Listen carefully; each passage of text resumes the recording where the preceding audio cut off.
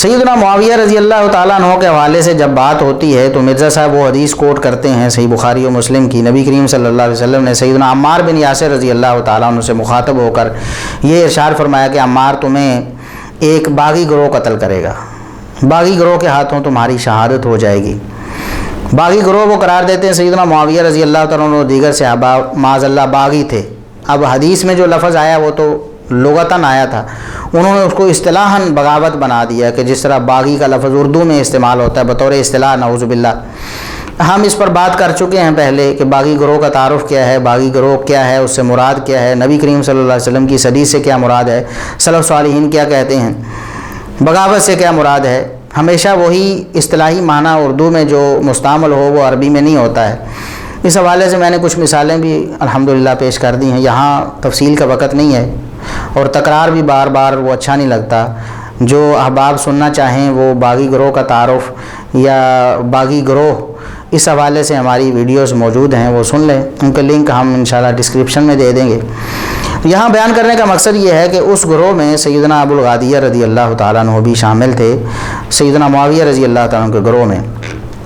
اور وہ کہتے ہیں کہ یہ تو لازمی بات ہے کہ سیدنا معاویہ رضی اللہ تعالیٰ عنہ کا گروہ ہی باغی گروہ تھا، کیونکہ ابو الغادیہ رضی اللہ تعالیٰ عنہ اسی گروہ میں تھے اور وہی قاتل عمار ہیں. عمار رضی اللہ تعالیٰ عنہ کو شہید کرنے والے سیدنا ابو الغادیہ رضی اللہ تعالیٰ عنہ ہی ہیں. ان کے بقول مسند احمد میں وہ حدیث موجود ہے کہ سیدنا ابو الغادیہ رضی اللہ تعالیٰ عنہ نے خود یہ بات بتائی کہ میں نے قتل کیا.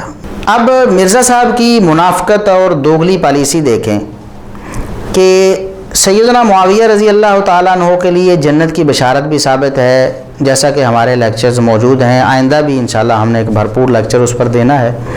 صحابہ کرام کی تعریف و توصیف ان کے حوالے سے ثابت ہے، ان کی حق پرستی صحابہ کرام نے اس کی گواہی دی ہوئی ہے، ان کی نیکی اور تقوی کی گواہی دی ہوئی ہے، سب کچھ موجود ہے.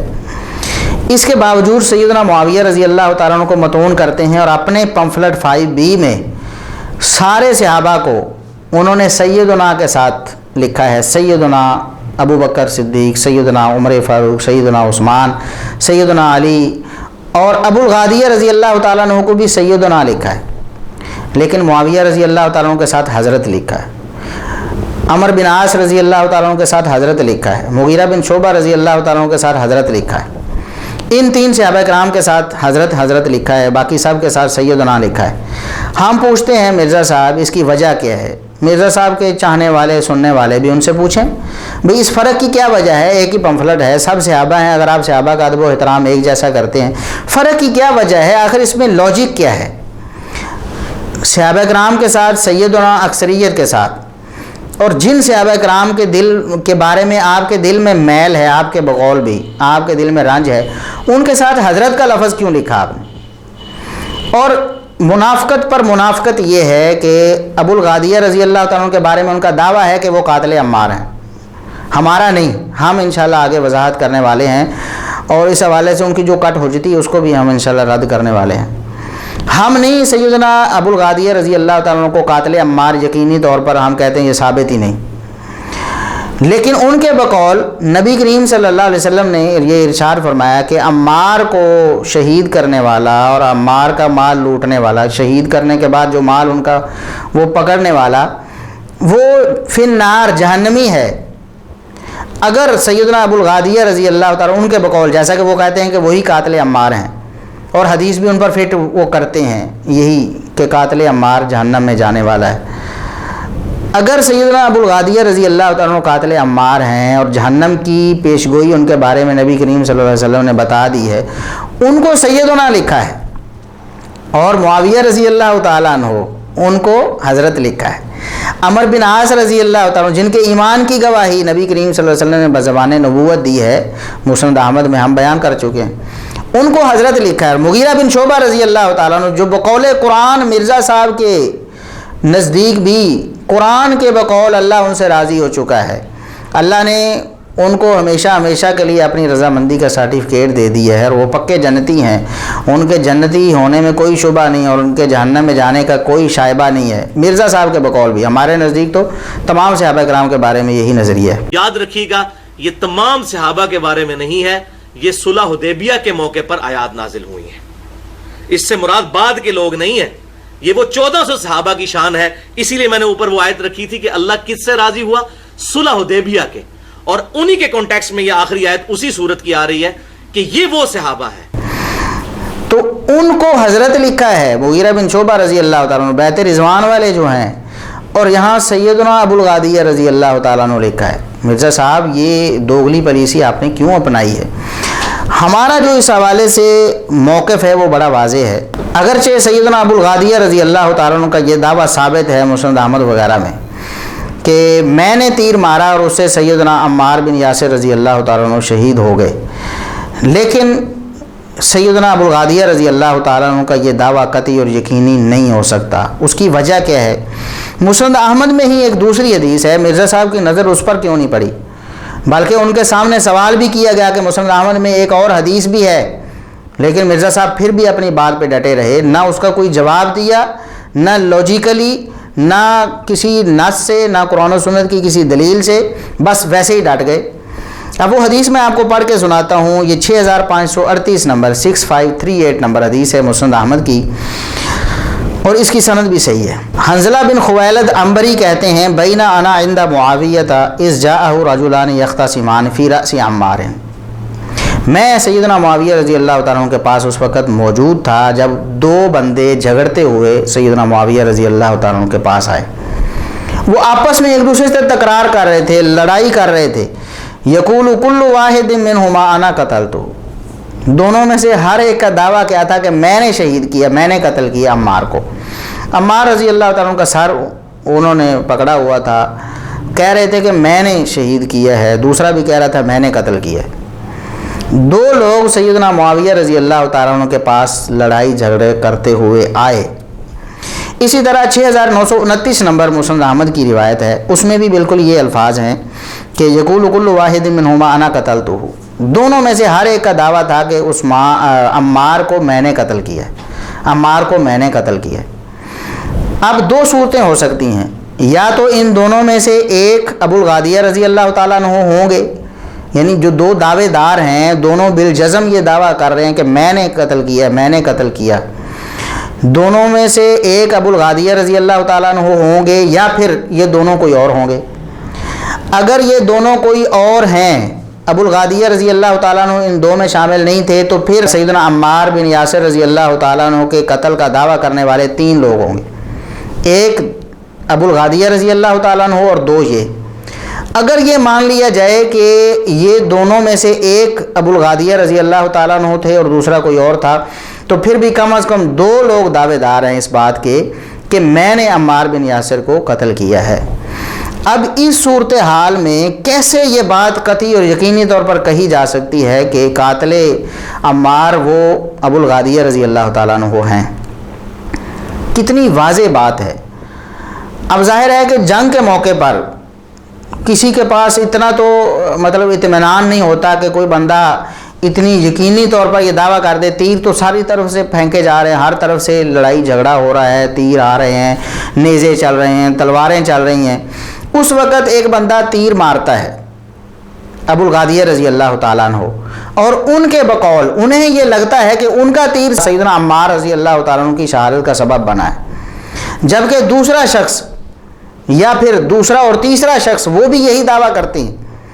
وہ کہتے ہیں کہ عمار رضی اللہ تعالیٰ عنہ کو قتل ہم نے کیا ہے. اب تین یا کم از کم دو بندے دعوے دار ہیں، ان میں سے کسی ایک کے بارے میں آپ قطعی اور یقینی طور پر کیسے کہہ سکتے ہیں کہ وہی قاتل ہے؟ ہم اس بات کو نہیں مانتے اس صحیح حدیث کی وجہ سے. صحیح حدیث کی وجہ سے ہمارا یہ موقف ہے کہ سیدنا ابو الغادیہ رضی اللہ تعالیٰ عنہ کے بارے میں یقینی اور قطعی طور پر نہیں کہا جا سکتا کہ وہ قاتل عمار ہے. جب ایسا نہیں کہا جا سکتا تو وہ وعید بھی ان پر فٹ نہیں ہو سکتی جو حدیث میں نبی کریم صلی اللہ علیہ وسلم نے فرمایا کہ عمار رضی اللہ تعالیٰ عنہ کو قتل کرنے والا اور ان کا مال لینے والا وہ جہنم میں جائے گا. جب یہ بات ثابت ہی نہیں یقینی طور پر، آپ کے پاس کوئی ایسا سورس ہی نہیں جس سے آپ اس بات کو جسٹیفائی کر سکیں کہ واقعی دعویٰ جو ہے وہ سیدنا ابو الغادیہ رضی اللہ تعالیٰ عنہ کو درست تھا یا غلط تھا، تو پھر کیسے آپ ایک حکم کو فٹ کر سکتے ہیں جو قطعی اور یقینی ہے؟ تو اس حوالے سے ہمارا موقف تو یہ الحمدللہ واضح ہو گیا. لیکن مرزا صاحب کی دوغلی پالیسی دیکھیں. علامہ البانی رحمۃ اللہ علیہ نے لکھا کہ اگرچہ ابو الغادیہ رضی اللہ تعالیٰ عنہ یہ بیت رضوان والے تھے، لیکن نبی کریم صلی اللہ علیہ وسلم کی جو حدیث ہے اس کی صفت متعین کر کے کہ عمار کو قتل کرنے والا جہنم میں جائے گا، لہٰذا وہ کہتے ہیں کہ رضی اللہ عنہ و رضوا عنہ یا فعلم ما فی قلوبہم، جو نصوص قرآن و سنت کی ہیں ان سے ابو الغادیہ رضی اللہ تعالیٰ عنہ خارج ہو جائیں گے اس حدیث کی وجہ سے. لیکن یہ ان کی علمی خطا ہے کہ ان کا موقف درست نہیں ہے. موقف درست جو ہے وہ ہم نے آپ کے سامنے پیش کر دیا. جن علماء کا موقف یہ ہے کہ قاتل عمار ابو الغادیہ رضی اللہ تعالیٰ عنہ ہیں، انہوں نے بھی یہی تعویل کی ہے. علامہ نووی رحمۃ اللہ علیہ ہوں یا دیگر علماء اہل سنت ہوں، جمہور وہ یہی کہتے ہیں کہ ابو الغادیہ رضی اللہ تعالیٰ عنہ اگر مطلب وہ مان لیا کہ وہ قاتل عمار ہیں، لیکن جو باقی بشارتیں فعلم ما فی قلوبہم، قرآن کہہ رہا ہے، اللہ فرما رہا ہے کہ ان کے دل تو پرکھ لیے ہم نے، اور رضی اللہ عنہ و رضوا عنہ ان کو ہمیشہ کے لیے رضامندی کا سرٹیفکیٹ دے دیا، اس کے بعد پھر جو بھی غلطی ہو جائے اللہ تبارک و تعالیٰ اس کو معاف کر دے گا. اگرچہ یہ جہنم میں جانے والا عمل ہے، لیکن وہ بیت رضوان میں شریک ہونے کی وجہ سے اس سے بری ہو جائیں گے. یہ بالکل ایسے ہی ہے جیسے غزوہ بدر کے موقع پر جو صحابہ کرام حاضر تھے، بعد میں اگر کسی سے غلطی ہوئی، جیسا کہ بغاوت جیسا جو امر ان سے ہو گیا، یہ سیدھی سیدھی بغاوت ہے کہ کافروں کو جنگی راز دے دینا. سیدنا حاتب بن ابی بلتہ رضی اللہ تعالیٰ عنہ، صحیح بخاری میں بڑی تفصیل کے ساتھ ان کا واقعہ مذکور ہے. تو نبی کریم صلی اللہ علیہ وسلم نے جب چٹھی واپس منگوا لی، اس میں صاف لکھا ہوا تھا کہ حاتب بن ابی بلتہ کی وجہ سے کی طرف سے یہ چٹھی کافروں کو بھیجی جا رہی ہے اور جنگی راز منتقل کیے جا رہے ہیں. عمر رضی اللہ تعالیٰ عنہ کہتے ہیں کہ اللہ کے رسول چھوڑیں، دعنی فلاضرب عنقہ، میں اس کی گردن اتاروں. اور حدیث میں الفاظ ہیں کہ میں اس منافق کی گردن اتاروں. یہ تو منافق ہے، اسلام مسلمانوں کے نبی کریم صلی اللہ علیہ وسلم کے جنگی راز منتقل کر رہا ہے. تو نبی کریم صلی اللہ علیہ وسلم نے فرمایا کہ عمر تمہیں یہ نہیں پتہ، لعل اللہ قد اطلع علی اہل بدر، اللہ تبارک و تعالیٰ نے اہل بدر کی طرف جھانک کر یہ ارشاد فرمایا تھا، اعملوا ما شئتم فقد غفرت لکم، جاؤ جو مرضی کرتے رہو میں نے تمہیں معاف کر دیا ہے. تو یہ بغاوت جیسا جرم بھی نبی کریم صلی اللہ علیہ وسلم فرماتے ہیں کہ اللہ کی جو پہلے والی بشارت ہے نا، اللہ تبارک و تعالیٰ کا جو پہلے والا انعام ہے، اس کی وجہ سے یہ ختم ہو جائے. اسی طرح جو علماء علامہ البانی رحمۃ اللہ علیہ کے علاوہ باقی علماء جو قاتل عمار سمجھتے ہیں سیدنا ابو الغادیہ رضی اللہ تعالیٰ عنہ کو، ان کا بھی یہ موقف ہے کہ سیدنا ابو الغادیہ رضی اللہ تعالیٰ عنہ کا اگرچہ یہ جرم ہے، یہ غلطی ہے، لیکن بیت رضوان میں شریک ہونے کی وجہ سے جو اللہ نے اس وقت بشارت دی اس کی وجہ سے یہ ختم ہو جائے گی.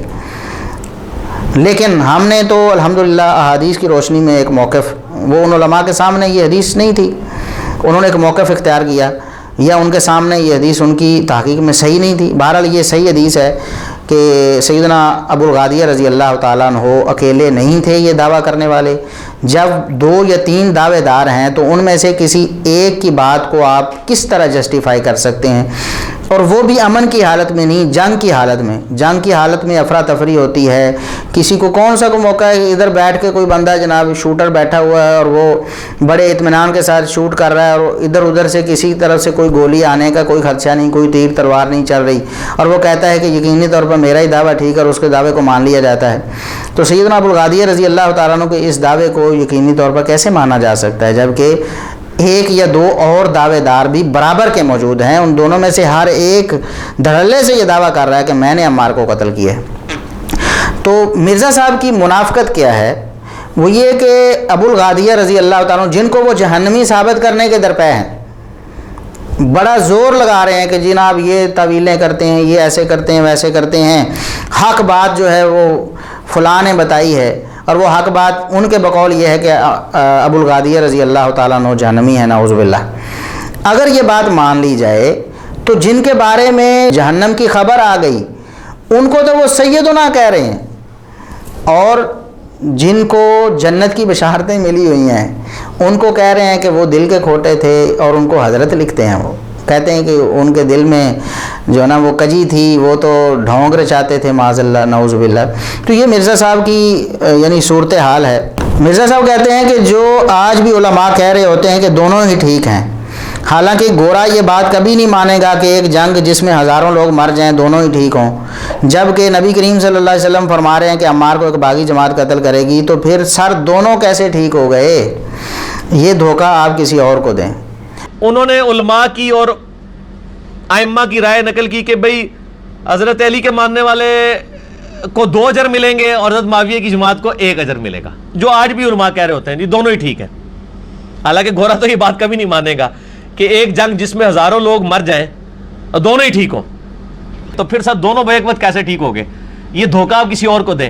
مرزا صاحب ہم تو یہ دھوکہ دیتے ہی نہیں، ہم تو کہتے ہیں نبی کریم صلی اللہ علیہ وسلم کا یہ فرمان، جس کو آپ دھوکہ کہہ رہے ہیں نا، نبی کریم صلی اللہ علیہ وسلم فرماتے ہیں اول الطائفتین بالحق، صحیح مسلم سے میں پیش کر چکا ہوں، اول الطائفتین بالحق، کہ حق کے زیادہ قریب ہوگا، دوسرا بھی باطل پر نہیں ہوگا، نبی کریم صلی اللہ علیہ وسلم کی زبانی وہ بھی حق پر ہوگا۔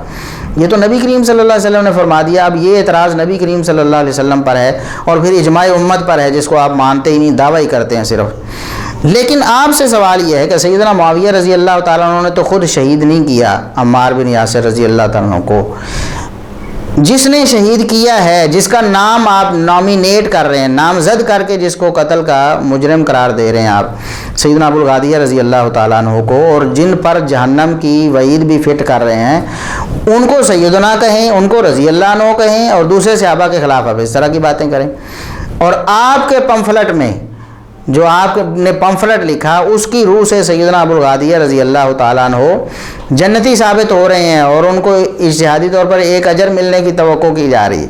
جو بندہ آپ کا پمفلٹ پڑھے گا نا، آپ کے نظریات بدلتے رہتے ہیں، آپ لوگوں کو بتاتے نہیں۔ آپ کو چاہیے کہ ہر 15 دن بعد، ہر ہفتے بعد بلکہ اپنے پمفلٹس کو ریوائز کیا کریں، نظر ثانی کریں، اور ان میں جو باتیں آپ نے چھوڑ دی ہوں ان کو نکال دیا کریں۔ لوگوں کو ساتھ ساتھ ہی پتہ چلتا رہے کہ آپ کے عقائد اور نظریات کتنے بدل گئے۔